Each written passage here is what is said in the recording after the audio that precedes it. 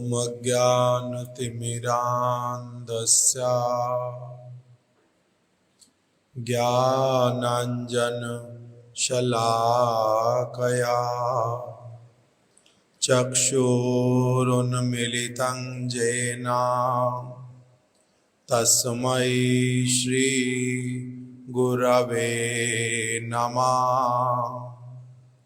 वाञ्छाकल्पतरुभ्यश्च कृपा सिन्धुभ्य एव च पतितानां पावनेभ्यो वैष्णवेभ्यो नमो नमः।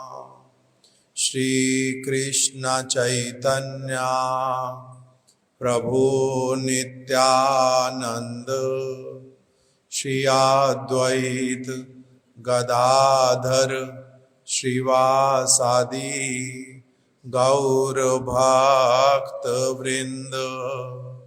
हरे कृष्णा कृष्णा कृष्णा हरे हरे, हरे राम राम राम हरे हरे।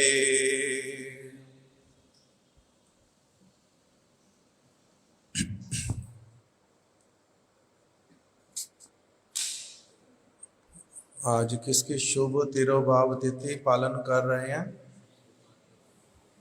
जोर से बोलो। श्री गोपाल भट्ट गोस्वामी जी की आज तिथि है क्या?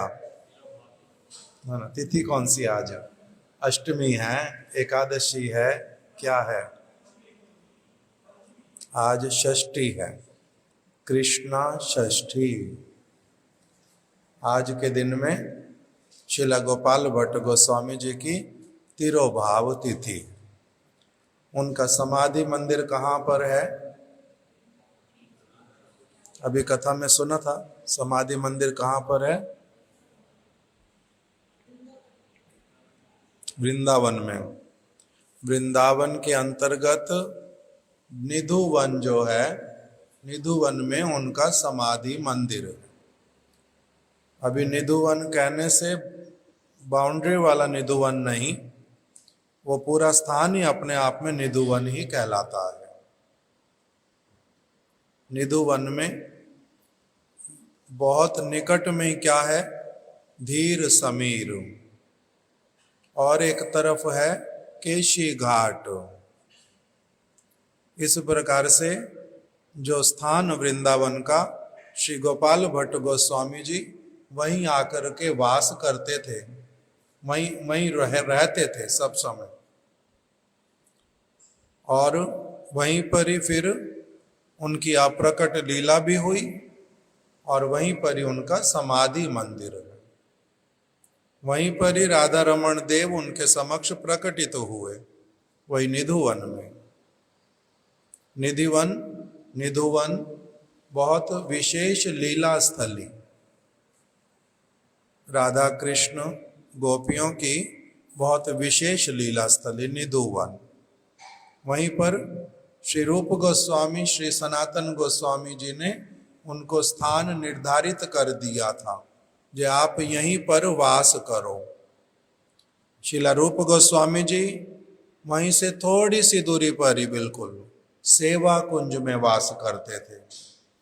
सनातन गोस्वामी जी वहीं सेवा कुंज से फिर थोड़ी दूरी पर ही जो कालिया दाह, वहां पर वास करते थे, द्वादश आदित्य टीले के ऊपर। जीव गोस्वामी जी वो भी सेवा कुंज में रूप गोस्वामी जी के साथ में वास करते थे, और श्री रघुनाथ भट्ट गोस्वामी वो भी सेवा कुंज में ही वास करते थे। तो इसलिए सभी लोग बिल्कुल निकट निकट में ही रहते थे। श्रीला लोकनाथ गोस्वामी वो भी निधुवन में गोपाल भट्ट गोस्वामी जी के स्थान से थोड़ा दूरी पर वास करते थे। ये सारे भक्त लोग चैतन्य महाप्रभु के भक्त हो। महाप्रभु के आदेश से ही वृंदावन में सभी लोग आए थे, नहीं तो उस समय वृंदावन में कोई भी नहीं रहता था। और वृंदावन वन था केवल, वहां पर कोई घर नहीं थे, कोई वास नहीं करता था। दूर में जहां पर अभी जिसको बोलते हैं भात रोल, वृंदावन से मथुरा की जो सड़क जाती है, वहीं पर बीच में जो स्थान आता है, जो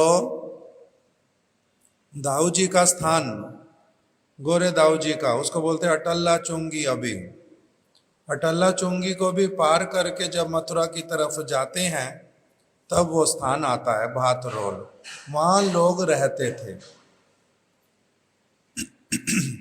रूप गोस्वामी, सनातन गोस्वामी इत्यादि, इन सब से पहले वृंदावन में कौन आए थे?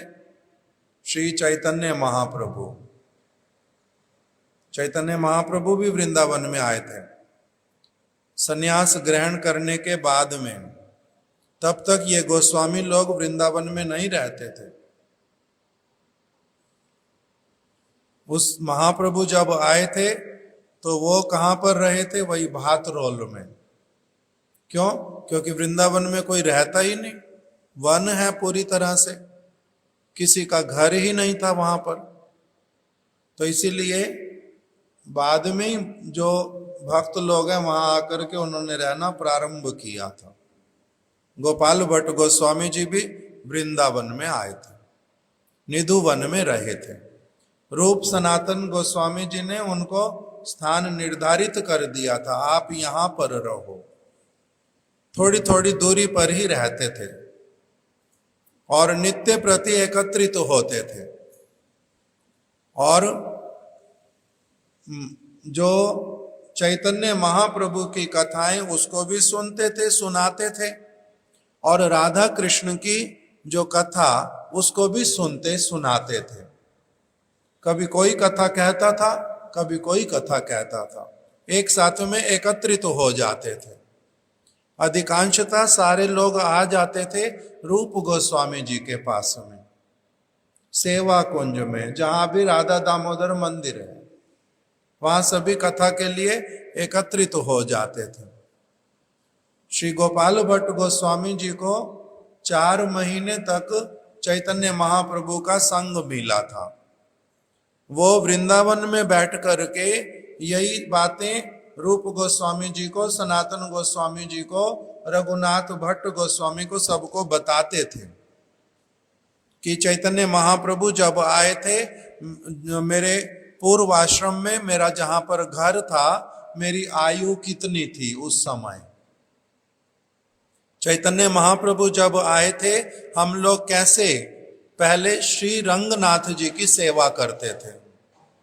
उन्होंने, चैतन्य महाप्रभु ने कैसे हम लोगों को कृष्ण की जो सर्वोत्तमता, कृष्ण जो है वो स्वयं भगवान हैं, भागवत के वचनों से कैसे उन्होंने हम लोगों को दिखलाया था, सुनाया था, समझाया था।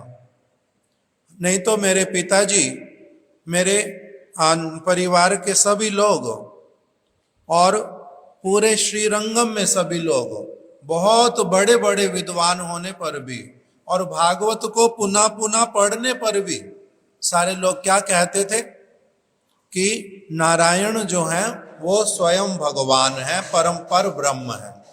वासुदेव प्रभु इनको बंद करके आओ, तो आधे घंटे बाद शुरू कर सकते।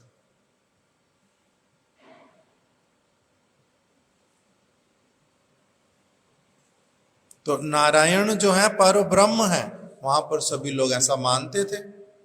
किंतु श्री चैतन्य महाप्रभु जब आए, मेरे माता पिता, मेरे पितृव्य चाचा जी इत्यादि, उन्होंने कैसे वो श्री चैतन्य महाप्रभु के चरणों में एकदम से आकर्षित हुए। उनके वेश को देख करके, उनके रूप को देख करके, उनके कीर्तन को देख के, उनकी कथाओं को सुन करके एकदम से हमारे घर के सारे लोग और जो सारे हमारे श्रीरंगम क्षेत्र के रहने वाले लोग, कैसे उन्होंने श्री चैतन्य महाप्रभु की कृपा को प्राप्त किया था। कैसे हम लोगों को महाप्रभु ने राधा रानी की महिमा सुनाई थी। लक्ष्मी का किस प्रकार से राधा रानी के जैसा सौभाग्य नहीं है, उनको कृष्ण की लीला में प्रवेश नहीं है। लक्ष्मी जो है वो कभी भी ब्रजवासियों का अनुगत्य नहीं करना चाहती, उनमें अहंकार है एक अलग प्रकार का। इसीलिए ये सारी बातें चैतन्य महाप्रभु ने वहां समझाई थी। ब्रज में कृष्ण का सेवा, कृष्ण का संग किसको मिल सकता है? जो ब्रजवासियों के जो चरणों का अनुगत्य करता है। नहीं तो लक्ष्मी को भी मिलता नहीं, और किसी का तो प्रवेश छोड़ ही दो। तो कैसे ब्रजवासियों की महिमा है, उनके चरणों की शरण लेकर के कैसे भजन करना होता है, तब फिर कृष्ण मिलते हैं। ब्रजेंद्र नंदन कृष्ण जो अति अद्भुत हैं, महान गुणशाली हैं, जिनकी वेणु परम प्रभावशाली है, वो कृष्ण जो ब्रज गोपियों के प्राण प्रियतम हैं, वो कैसे मिलते हैं? केवल जो भजन करता है ब्रज वासियों का शरण लेकर के, उनको केवल ब्रज में प्रवेश मिलता है। नहीं तो लक्ष्मी को भी नहीं मिलता, क्योंकि वो क्या करेगी? वो गोपियों की शरण नहीं लेगी। शरण लेना किसको कहते हैं? मैंने अपने गुरुदेव की शरण प्राप्त की है, शरण लेना किसको कहते हैं? विभीषण जी ने राम की शरण ली थी तो शरण लेना किसको कहते हैं? भगवान ने कहा मेरा जो शरणागत हो जाता है, राम जी ने बोला मेरी शरण मांगता है, तो मैं उसको क्या करता हूं? अभय प्रदान करता हूं। मैं उसका सारा दायित्व अपने सिर पे ले लेता हूं। उसकी सारी की सारी चीजें मेरी हैं, मेरा दायित्व है। उसको भोजन देना, उसको वस्त्र देना, उसको सुखी करना, उसको उन्नति प्रदान करना, उसको सब प्रकार से रक्षा करना, ये सारा मेरा कर्तव्य है। तो शरण लेना किसको कहते हैं? ये तो भगवान की तरफ से, कि जो उनकी शरण लेता है भगवान उनके लिए ये सब करते हैं। किंतु जो शरण लेता है उसकी क्या भावना होती है? उसकी क्या भावना होती है? जो शरण लेता है, जो शरण लेता है उसकी क्या भावना होती है?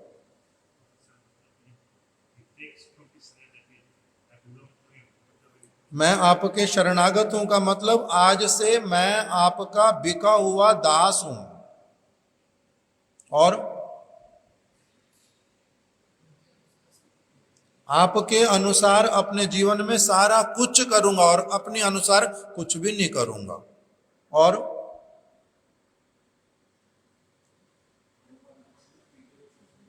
वो तो मैंने बोल दिया, और वो बोल दिया जैसा आप कहोगे वैसा करूंगा। अपने पालन का, अपने रक्षण का, अपनी उन्नति का मैं कोई विचार नहीं करूंगा। अब आप मेरे एकमात्र रक्षक हैं, पालक हैं।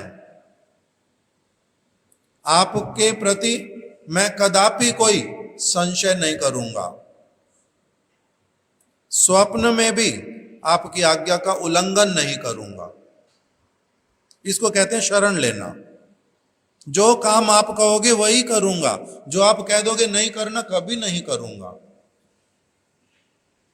आपकी बात के ऊपर कभी कोई बात बोलूंगा ही नहीं। No question, no inquiry, no doubt, no, एक और बोलते हैं, मैं कोई प्रश्न नहीं करूंगा, कुछ पूछूंगा ही नहीं आपको, ऐसे वाला नहीं। इसका वास्तविक अर्थ समझ लेना अपनी आप कि शरण लेना किसको कहते हैं। तो महाप्रभु जब श्री रंगम में आए तब इन लोगों ने श्री चैतन्य महाप्रभु की पूरी तरह से शरण ग्रहण कर ली, और लक्ष्मी जो है वो किसी की शरण लेंगी नहीं। मेरे को गोपियों की शरण नहीं लेनी, उनके अनुसार नहीं चलना, वो जैसी आपसे प्रेम करती है मैंने वैसा प्रेम नहीं करना, मैं उनके जैसी नहीं बनूंगी, तो इसलिए फिर तुम्हारा ब्रज में प्रवेश नहीं होगा। क्यों? क्योंकि जब तक किसी ब्रजवासी की शुद्ध रूप में, वास्तविक रूप में अगर कोई शरण नहीं लेता, उनका ब्रज में प्रवेश नहीं होता। ये श्री चैतन्य महाप्रभु ने हमारे को सबको श्रीरंगम में सुनाया था। हम उनकी कैसे सेवा करते थे, कैसे वो आनंदित रहते थे, कैसे हमारे साथ परिहास करते थे, कैसे उन्होंने पूर्ण रूप में हमें अपना बना लिया था। ये सारी बातें कहाँ सुनाते थे बैठ करके? सेवा कुंज में गोस्वामी गणों के साथ में वो लोग अपनी बातें बतलाते थे। रूप गोस्वामी जी कि कैसे हमारे राम के लिए ग्राम में आए थे, कैसे मेरे को प्रयाग में मिले थे, मेरे को उपदेश क्या क्या किया था। सनातन गोस्वामी जी अपनी बातें बताते, रघुनाथ भट्ट गोस्वामी अपनी बात बोलते। इसी प्रकार से श्री गोपाल भट्ट गोस्वामी जी वो अपनी वार्तालाप बताते कि कैसे हमारे ऊपर चैतन्य महाप्रभु की कृपा हो, उनकी कृपा से कैसे मेरा ब्रज में जो है आने का अभिलाषा हुआ, क्योंकि उन्होंने कहा था उसी समय, अभी क्या करो, मैं तुम्हें साथ में लेके नहीं जाऊंगा, अभी तो यहीं पर रहो, माता पिता के पास में रहो, उनकी सेवा करना और शुद्ध रूप में भक्ति करना। प्रबोधानंद सरस्वती जी वो आपको शिक्षा देते हैं, अभी इनसे अच्छी तरह से शिक्षा प्राप्त करना। बाद में माता पिता जिस समय तुम्हारे परलोक सिधार जाएंगे, तब उस समय वृंदावन चले जाना, उस समय वृंदावन जाना। उनको निर्देश कर दिया, सारी बातें विस्तार में बतलाई थी। तो इन्होंने क्या किया? महाप्रभु की आज्ञा का पूर्ण रूप में पालन किया था, पालन किया था इनकी बातों का। श्री प्रबोधानंद सरस्वती जी को गुरु के रूप में धारण किया था। प्रबोधानंद सरस्वती पाद बहुत बड़े राधा रानी के भक्त, इतने राधा रानी के भक्त, इतने राधा रानी के भक्त कि उसका कोई जो है भाषा से उसके लिए कुछ बोला नहीं जा सकता। और वृंदावन धाम के प्रति प्रबोधानंद सरस्वती जी की ऐसी अगाध निष्ठा, ऐसी अगाध निष्ठा कि उसका भी कोई भी व्यक्ति उसकी था नहीं पा सकता कि उन्होंने ये बोला क्या है, सारा किस प्रकार का उनका वृंदावन धाम के साथ में संबंध है, अगाध उनकी प्रीति है। और ये उनके शिष्य हैं गोपाल भट्ट गोस्वामी, महाप्रभु के बहुत बड़े कृपा पात्र, उनके सेवक। फिर प्रबोधानंद सरस्वती पाद जी के शिष्य, उन्हीं से राधा रानी के प्रति विशेष अनुराग युक्त और वृंदावन धाम के प्रति परम अनुरक्त, उन्होंने निरंतर वहीं वास करना, सब समय श्रीरंग स्थान पर रहते हुए भी उनका नित्य वृंदावन वास हो। केवल मात्र बाहरी रूप में दिखलाई दिया, शरीर से वहां रह रहे हैं, नहीं तो वो कभी और कहीं रहते ही नहीं। वृंदावन के प्रति इनका अगाध निष्ठा इसीलिए। और फिर संग किसका मिल गया? रूप गोस्वामी सनातन गोस्वामी जी का। जब ये वृंदावन पहुंचे थे गोपाल भट्ट गोस्वामी जी, रूप गोस्वामी सनातन गोस्वामी इत्यादि मिल गए इनको, उनके चरणों में रहे। उनको इन्होंने निवेदन किया कि मेरे को तो चैतन्य महाप्रभु ने कहा था कि मैं वृंदावन पहुंच जाऊं, किंतु चैतन्य महाप्रभु स्वयं तो जगन्नाथपुरी में है, वो तो जगन्नाथपुरी में है, मेरा क्या कर्तव्य है? किन से पूछा? रूप गोस्वामी सनातन गोस्वामी जी से। मेरा क्या कर्तव्य है। तब उन्होंने अपने ऊपर नहीं लिया उस बात को, उन्होंने चैतन्य महाप्रभु के पास में पत्र भेज दिया और चैतन्य महाप्रभु ने उत्तर में लिख करके भेजा, हे रूप, हे सनातन, आप लोग गोपाल भट्ट गोस्वामी को, गोपाल भट्ट को आप अपने निकट में रखना और अपने भाई के रूप में रखना। इस प्रकार से उसका पूर्ण रूप में ध्यान रखना कि जैसे वो आपका अपना ही, सचमुच में आपका छोटा भाई है। तो इसलिए गोपाल भट्ट गोस्वामी जी को रूप गोस्वामी, सनातन गोस्वामी जी ने उनको भक्ति राज्य में जैसे वैष्णव लोग पालन करते हैं वैसा उनका पालन किया बड़ी अच्छी तरह से, उनके कृपा पात्र। और फिर चैतन्य महाप्रभु ने इनके प्रति कृपा करने के लिए, इनके मन में बार बार आता है महाप्रभु पुरी में है, मैं वहां नहीं जा सकता, वहां मिल नहीं सकता जाकर के। महाप्रभु ने इनके मन की भावना को समझ करके किसी भक्त के हाथ में, इनके पास में अपने वस्त्र भेज दिए, अपना कोपिन, अपना डोर और एक चौकी जिसके ऊपर महाप्रभु वो कृष्ण वर्ण की, काले रंग की लकड़ी की बनी हुई चौकी, वो गोपाल भट्ट गोस्वामी के पास में कृपा के रूप में भेज दी। गोपाल भट्ट गोस्वामी उसी की आराधना करते थे, अभी भी राधा रमन मंदिर में है। कभी किसी विशेष समय में वो लोग दर्शन कराते इन तीनों चीजों के।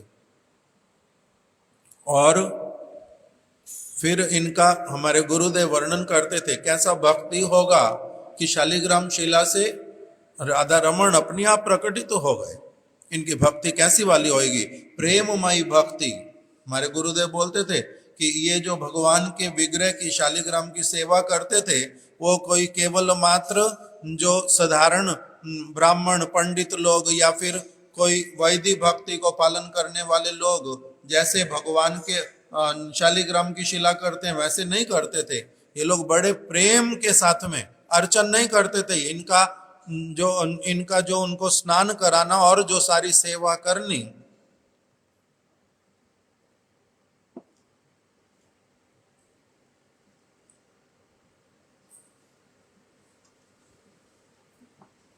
इनका वो अर्चन नहीं होता था।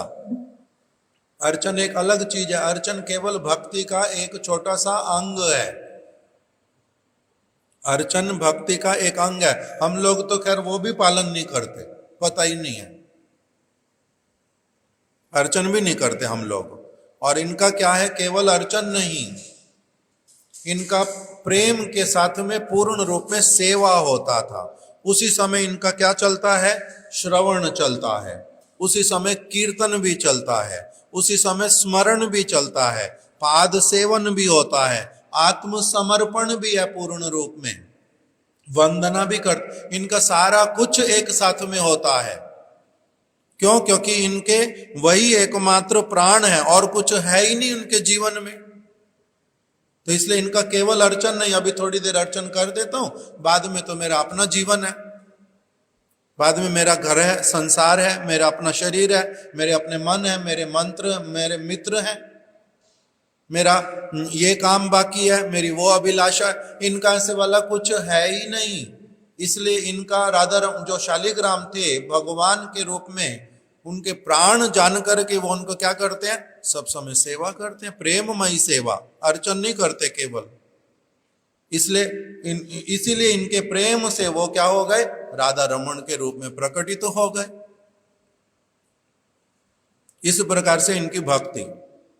सनातन गोस्वामी जी इनके प्रति इतने प्रसन्न, ग्रंथ लिखा स्वयं पूरा का पूरा, और इनके नाम पे बोलने लग गए कि इनको दिया था किस लिए, इनके प्रति इतनी कृपा सनातन गोस्वामी जी की कि इनको ग्रंथ दिया, संपादना कर दो।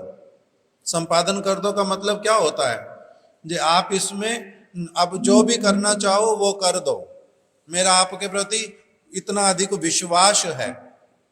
आप इसमें जो भी संशोधन कर दोगे, जो जोड़ दोगे, जो इसमें से हटा दोगे, वो मेरे को पूर्ण रूप में स्वीकार है। क्यों? क्योंकि आप बहुत अधिक भक्तिमान हो, बड़ी सद्भावना के साथ में सारा काम करोगे। मैंने ये बहुत कुछ इकट्ठा तो किया है हरि भक्ति विलास के लिए। हरि भक्ति विलास का अर्थ क्या होता है? हमारे गुरुदेव इसका भी वर्णन करते थे। हरि भक्ति विलास, विलास शब्द का अर्थ क्या होता है? जैसे किसी पुंडरीक विद्यानिधि जी का जहां प्रसंग आया, विलास क्या है? पान खाते हैं, विलासिता की वस्तु है। बहुत सुंदर वस्त्र पहनते हैं, बहुत महंगे, ये विलासिता है। सुगंधित चंदन इत्यादि का तेल जो है अपने केशों में लगाते हैं और बड़ी अच्छी तरह से उनको संवार करके रखते हैं, ये विलासिता है। भोजन जब करते हैं, कितने ही प्रकार के व्यंजन एक साथ में एकत्रित करते हैं, इसका नाम विलासिता है। जिस बिस्तर पर बैठते हैं, सोते हैं, वो बिस्तर एकदम से एकदम ऐसा होता है दूध की झाग के जैसा उसका रंग एकदम से। उस वो जो उनका ये विलासिता है। उनका जो चारपाई बना हुआ है उसमें सोना, चांदी, हीरे, मोती, ज्वाहरात इत्यादि सारे रत्न जड़े पड़े हैं, ऐसा वाला उनका बिस्तर है। इसका नाम होता है विलासिता, ये विलास है। फिर ऐसे पीक करना चाहेंगे, जब पान खाएंगे, पीक करनी है तो उनके सब ओर में सेविकाएं अपने हाथ में पीक दान लेकर के खड़ी रहेंगी। क्यों? इनकी जिस तरफ इच्छा होएगी उसी तरफ पीक कर देंगे।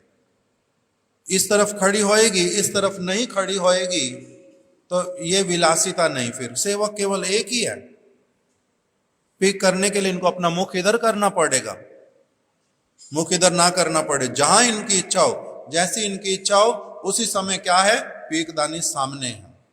इसका नाम है विलासिता।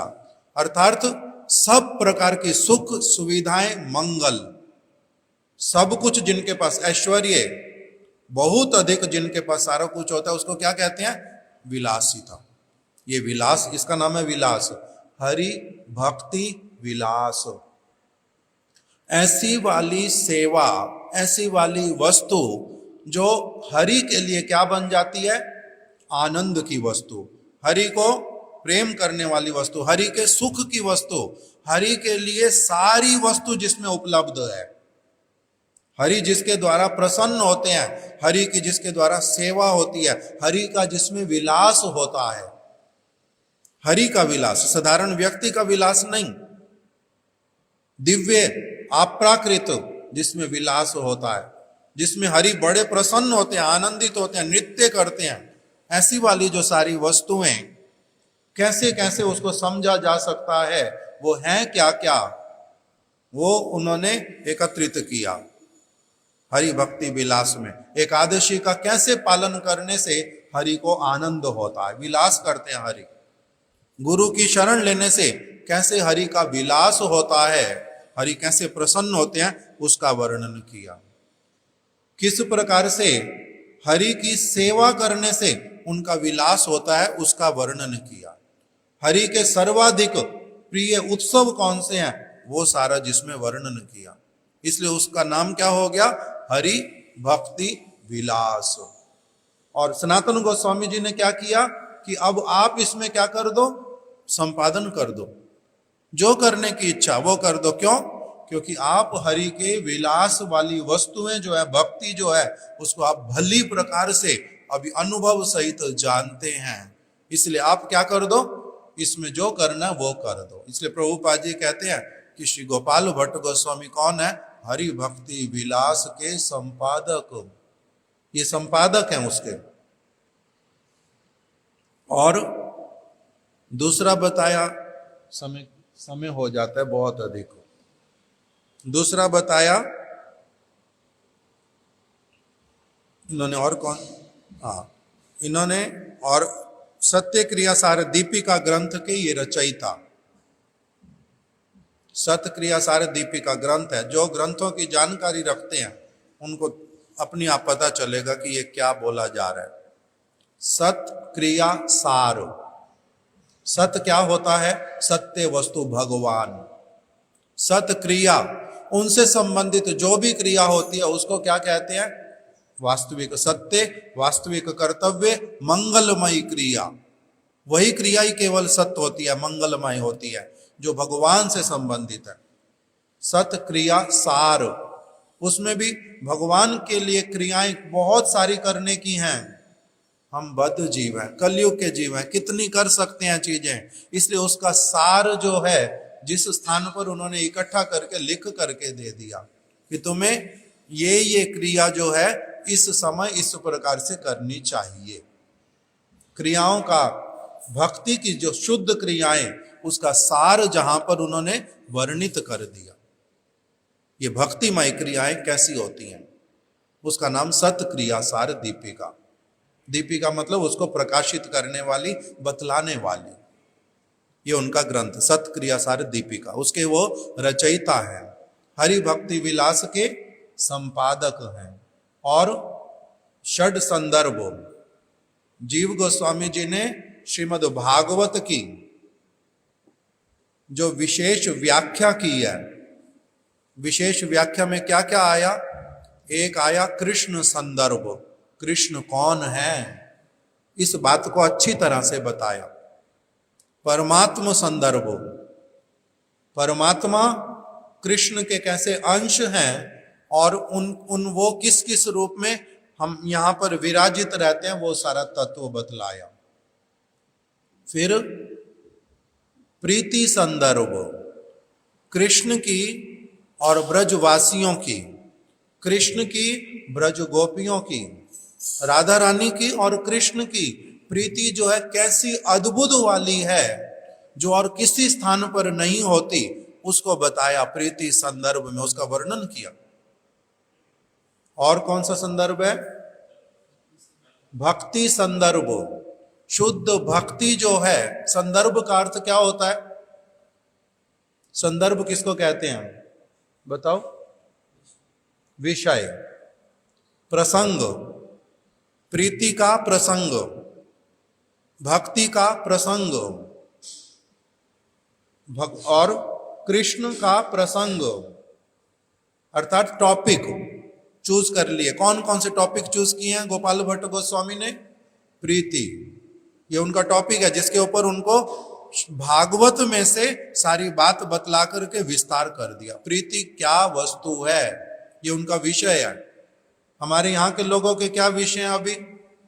पॉल्यूशन क्या है, भ्रूण हत्या क्या है, गरीबी क्या है, शौचालय क्या है, सफाई क्या है, ये विषय है ना अलग अलग। उनके विषय क्या है? गोपाल भट्ट गोस्वामी ने क्या विषय चूज किए? प्रीति। और क्या विषय चूज किया? कृष्ण। और क्या विषय चूज किया? तत्व, वास्तविक वस्तु क्या है, जिसकी इच्छा से सारा कुछ होता रहता है, जिसके अधीन सारे हैं।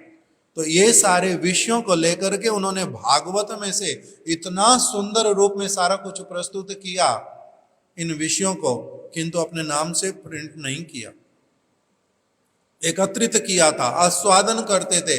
महाप्रभु इस विषय में क्या कहते हैं, रूप गोस्वामी जी इस विषय में क्या कहते हैं, वो सारा एकत्रित कर दिया। किंतु आगे क्या किया? जीव गोस्वामी जी ने फिर उसको अलग अलग सेक्शन करके उसको थोड़ा सा और स्पष्ट करके जीव गोस्वामी जी ने उसको प्रिंट किया, प्रकाशित किया लोगों के लिए। इसीलिए प्रभुपाद जी ने कहा गोपाल भट्ट गोस्वामी कौन है? षड संदर्भ के, उन्होंने नाम दिया षड संदर्भ के पूर्व लेखक, सत्य क्रियासार दीपिका के लेखक हैं, हरि भक्ति विलास के संपादक हैं और षड संदर्भ के पूर्व लेखक हैं। ये उनके ग्रंथ। फिर इन्होंने एक विशेष ग्रंथ है बहुत, जो चैतन्य महाप्रभु को बहुत प्रिय, उसका नाम है कृष्ण करणामृतम। कृष्ण करणामृत ग्रंथ को महाप्रभु दक्षिण भारत से पुरी में लेकर के आए थे। अपने सारे भक्तों को कहा था, सारे अपने अपनी क्या करो, इसको लिख लिख करके तालपत्र पे सारे अपना अपना एक ग्रंथ बना लो। उस ग्रंथ की इन्होंने क्या किया है, टिप्पणी लिखी है, उसकी व्याख्या लिखी है, बहुत सुंदर व्याख्या। जो कृष्ण क्या ग्रंथ बताया मैंने अभी, कृष्ण करणामृतम। कृष्ण के कर्ण को, कानों को कृष्ण करणामृतम, कृष्ण के कानों को भी जो बातें सारी अमृत के समान लगती हैं अपने विषय में। मैं ऐसा हूं, मेरे हृदय ऐसा है, मैं इस भक्त से ऐसे प्रेम करता हूं, मैं सचमुच में ऐसे विचरण करता हूं, मैं अपनी भगवत्ता को भूल जाता हूं, मैं अपनी योग माया को कहता हूं वृंदावन मेरे को सबसे अधिक प्रिय है। इस प्रकार की जो सारी बातें कृष्ण भी सुन करके पुनः पुनः आश्चर्यचकित होते हैं, उस ग्रंथ की इन्होंने टीका लिखी है और सारे वैष्णव लोगों को वो बहुत प्रिय लगती है। ऐसे वाले जो गोपाल भट्ट गोस्वामी, इनके बहुत विशेष शिष्य हुए। ये गुरु हैं प्रबोधानंद सरस्वती, इनके गुरु जी प्रबोधानंद सरस्वती। उनके गुरु कौन है, श्री चैतन्य महाप्रभु। और इनके आगे शिष्य कौन है, दो विशेष शिष्य, एक त्यागी के रूप में जिन्होंने जीवन यापन कर लिया, दूसरे जो गृहस्थ के रूप में राधा रमन की सेवा जिन्होंने ग्रहण की। जिन्होंने राधा रमन की सेवा को जिनको दायित्व दे दिया, उनका नाम श्री गोपीनाथ पुजारी। और दूसरे इनके शिष्य जिनका नाम श्रीनिवास आचार्य है। श्रीनिवास आचार्य बहुत बड़े भक्त, जो बैठ जाते हैं और शरीर रहता था यहाँ पर, महीना महीना पड़ा रहता शरीर यहाँ पर, और वो अपना पूरी तरह से ब्रज में राधा रानी की सेवा करने में उनके साथ में रहते रहते, और फिर बाद में फिर से आ जाते इस शरीर में। जिन्होंने इनका अनेक प्रकार का कृपा प्राप्त किया था। तो इस प्रकार से ये श्री गोपाल भट्ट गोस्वामी, हमने उनकी कुछ कुछ जो ऐतिहासिक केवल जो बातें उनकी वो श्रवण की। अभी उनके भजन का विषय जो हमने स्पर्श ही नहीं किया, किस तरह से भजन करते थे और उनकी शिक्षाएं क्या है, वो अलग प्रकार का। राधा रमण की कैसे सेवा करते थे, ये अलग विषय सारे, वो हम लोग फिर कभी श्रवण करेंगे। आज समय हो गया। श्री गोपाल भट्ट गोस्वामी जी की जय, उनकी शुभ तिरोभाव तिथि की जय, तिथि पालनकारी समस्त भक्त वृंद की जय। गौर प्रेमानंदे हरि हरि बोल।